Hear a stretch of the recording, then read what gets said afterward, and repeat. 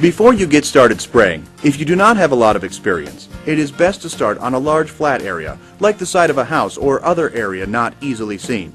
You can even just spray water for practice, but make sure you let the surface dry completely before painting with real paint. In a good spray pattern, the paint or coating material is completely and evenly distributed onto the surface. There are several techniques that you can use to ensure a quality finish. Use some scraps of cardboard to test the quality of the spray pattern. Start at the minimum spray pressure and slowly increase the pressure until a good spray pattern is achieved. This is a good spray pattern.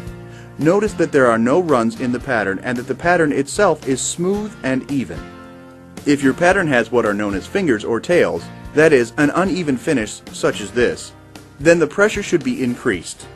Spraying at the lowest pressure possible while still getting a good spray pattern will save wear and tear on your pump and spray tip. If you are at the maximum pressure setting and the spray pattern is still not suitable, a smaller spray tip hole size should be used, or your material may need to be thinned. The spray gun should be held approximately 12 inches from the surface and aim straight at the surface, like this. Keep the gun a consistent distance from the surface. Move across the surface in order to keep the gun pointed straight at the surface. Fanning the gun to direct the spray at an angle causes an uneven finish. Flex your wrist at the beginning and end of each stroke to maintain an even coat. Don't spray at an angle. Keep the gun perpendicular to the surface.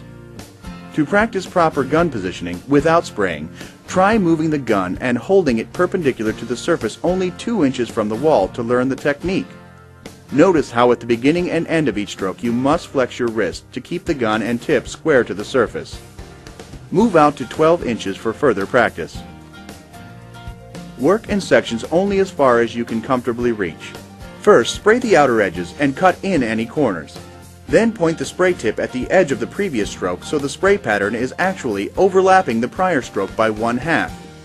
Trigger the spray gun after beginning each stroke and release before ending the stroke. Your arm should be moving before and after you trigger the gun. This will prevent blotches of thick coating at the beginning and end of each stroke. To ensure an even amount of paint on the surface, after completing the first stroke, aim the spray gun so the tip points at the edge of the previous stroke, overlapping each stroke by 1/2. When spraying on broad open surfaces such as ceilings and bare walls, the outside edges should be sprayed first. Then the middle can be sprayed more quickly. For inside corners, aim your spray gun into the corner, like this.